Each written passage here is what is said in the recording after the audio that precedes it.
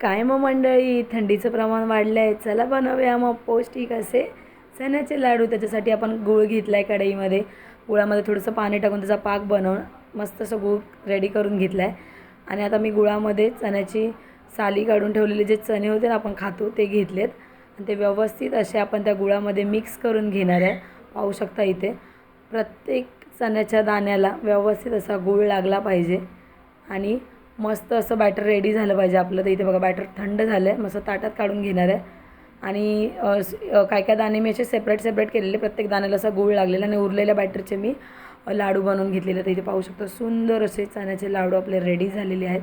तुम्ही पण बनवा, खूप सोपी रेसिपी आहे, झटपट होते, टाईम लागत नाही आणि खाण्यासाठी पण भरपूर अशी पौष्टिक आहे थंडीमध्ये. तुम्हाला अशाच नवनवीन रेसिपी पाहिजे असतील तर माझ्या पेजला सबस्क्राईब करा, लाईक करा आणि कमेंट करायला विसरू नका नवनवीन रेसिपीजसाठी. धन्यवाद.